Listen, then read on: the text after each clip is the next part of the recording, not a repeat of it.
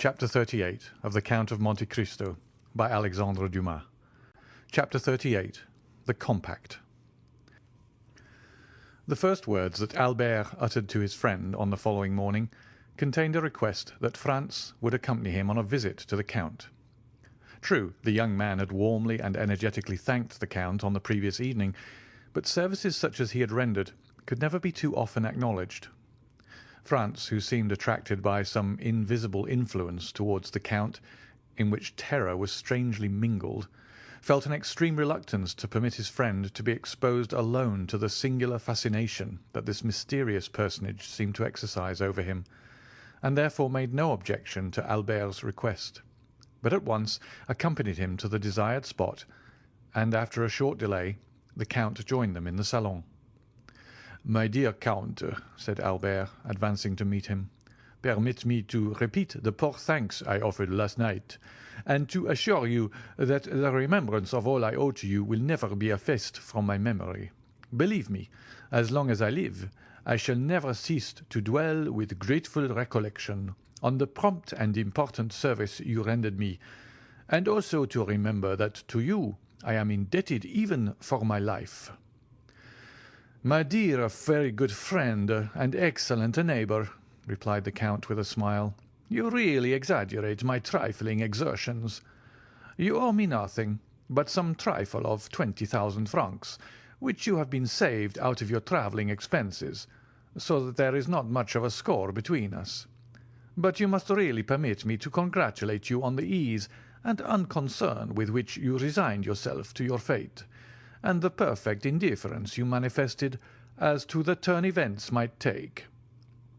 "Upon my word," said Albert, "I deserve no credit for what I could not help, namely a determination to take everything as I found it, and to let those bandits see that although men get into troublesome scrapes all over the world, there is no nation but the French that can smile, even in the face of grim death itself.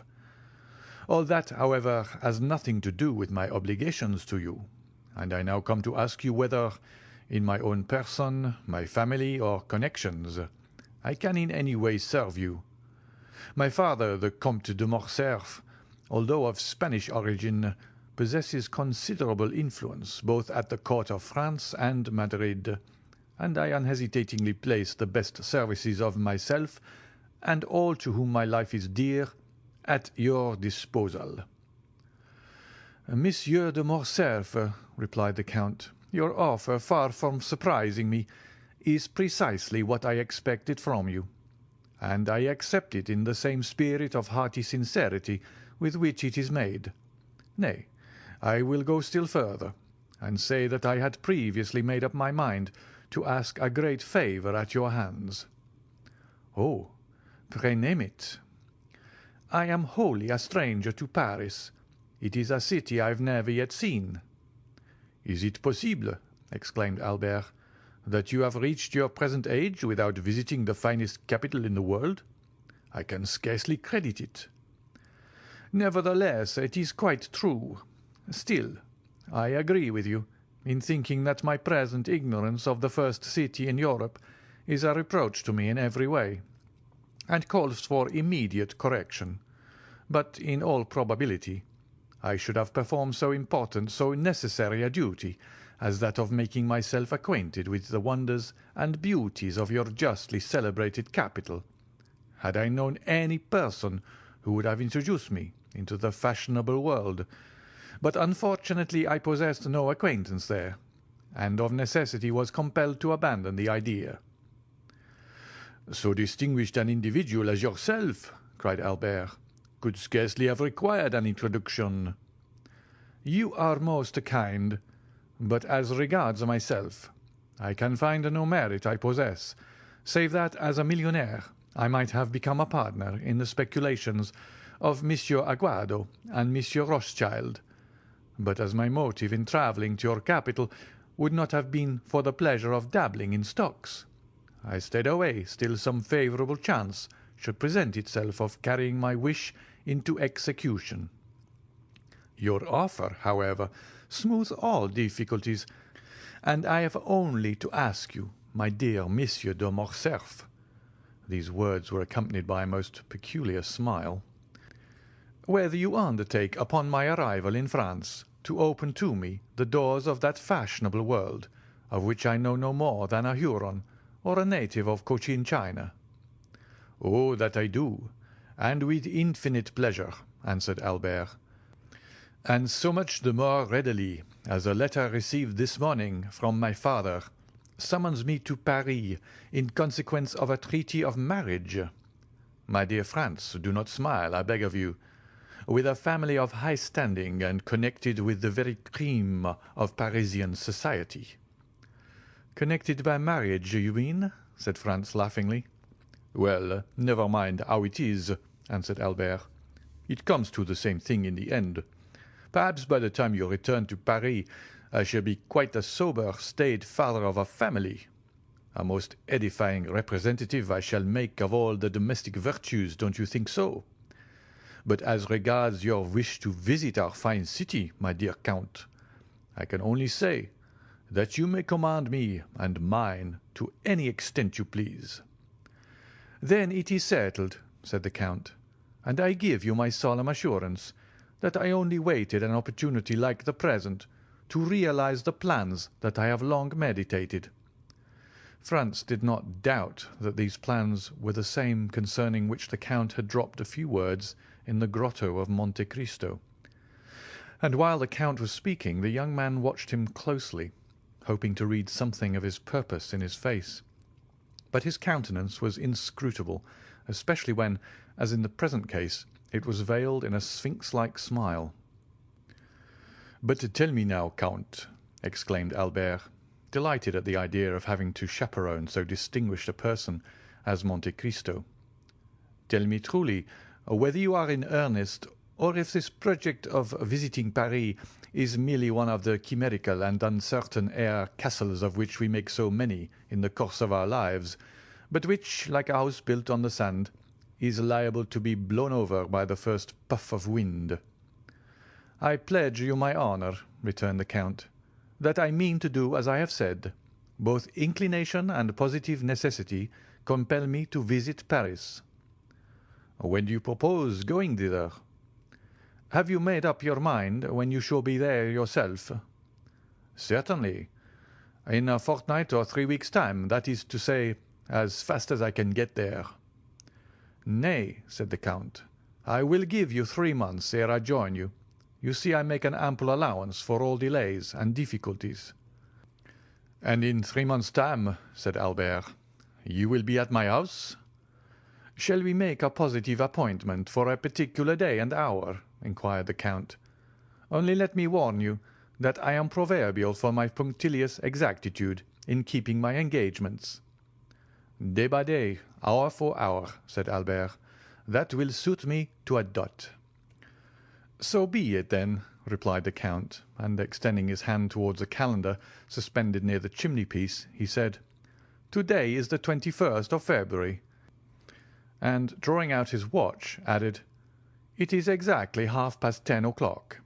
And now promise me to remember this, and expect me the 21st of May, at the same hour in the forenoon." "Capital!" exclaimed Albert. "Your breakfast shall be waiting." "Where do you live?" "Numero 27, Rue de Helder." "Have you bachelor's apartments there? I hope my coming will not put you to any inconvenience." "I reside in my father's house, but occupy a pavilion at the farther side of the courtyard, entirely separated from the main building." "Quite sufficient," replied the Count, as taking out his tablets he wrote down number 27, Rue de Helder, 21st May, 10:30 in the morning. "Now then," said the Count, returning his tablets to his pocket, "make yourself perfectly easy. The hand of your timepiece will not be more accurate in marking the time than myself." "Shall I see you again ere my departure?" asked Albert. "That depends. When do you leave?" "To-morrow evening at 5 o'clock." "In that case I must say adieu to you, as I am compelled to go to Naples, and shall not return hither before Saturday evening or Sunday morning. And you, Baron?" pursued the Count, addressing Franz. Do you also depart tomorrow?" "Yes." "For France?" "No, for Venice. I shall remain in Italy for another year or two." "Then we shall not meet in Paris?" "I fear I shall not have the honour." "Well, since we must depart," said the Count, holding out a hand to each of the young men, "allow me to wish you both a safe and pleasant journey." It was the first time the hand of Franz had come in contact with that of the mysterious individual before him, and unconsciously he shuddered at its touch, for it felt cold and icy as that of a corpse. "Let us understand each other," said Albert. "It is agreed, is it not, that you are to be at numero 27 in the Rue du Helder on the 21st of May at 10:30 in the morning, and your word of honour passed for your punctuality?" "The 21st of May, at 10:30 in the morning, Rue du Helder, number 27," replied the Count. The young men then rose and, bowing to the Count, quitted the room. "What is the matter?" asked Albert of Franz, when they had returned to their own apartments. "You seem more than commonly thoughtful." "I will confess to you, Albert," replied Franz, "the Count is a very singular person, and the appointment you have made to meet him in Paris fills me with 1,000 apprehensions." "My dear fellow," exclaimed Albert, "what can there possibly be in that to excite uneasiness? Why, you must have lost your senses." "Whether I am in my senses or not," answered Franz, "that is the way I feel." "Listen to me, Franz," said Albert. "I am glad that the occasion has presented itself for saying this to you, for I have noticed how cold you are in your bearing towards the Count, while he, on the other hand, has always been courtesy itself to us. Have you anything particular against him?" "Possibly." "Did you ever meet him previously to coming hither?" "I have." "And where?" "Will you promise me not to repeat a single word of what I am about to tell you?" "I promise." "Upon your honour?" "Upon my honour." "Then listen to me." Franz then related to his friend the history of his excursion to the island of Monte Cristo, and of his finding a party of smugglers there, and the 2 Corsican bandits with them. He dwelt with considerable force and energy on the almost magical hospitality he had received from the Count, and the magnificence of his entertainment in the grotto of the 1001 Nights. He recounted with circumstantial exactitude all the particulars of the supper, the hashish, the statues, the dream, and how at his awakening there remained no proof or trace of all these events, save the small yacht seen in the distant horizon, driving under full sail toward Porto Vecchio. Then he detailed the conversation overheard by him at the Colosseum between the Count and Vampa, in which the Count had promised to obtain the release of the bandit Peppino, an engagement which, as our readers are aware, he most faithfully fulfilled. At last he arrived at the adventure of the preceding night, and the embarrassment in which he found himself placed by not having sufficient cash by 600 or 700 piastres to make up the sum required, and finally of his application to the Count and the picturesque and satisfactory result that followed. Albert listened with the most profound attention. "Well," said he, when Franz had concluded, "what do you find to object to in all you have related? The Count is fond of travelling, and being rich, possesses a vessel of his own. Go but to Portsmouth or Southampton, and you will find the harbours crowded with the yachts belonging to such of the English as can afford the expense, and have the same liking for this amusement.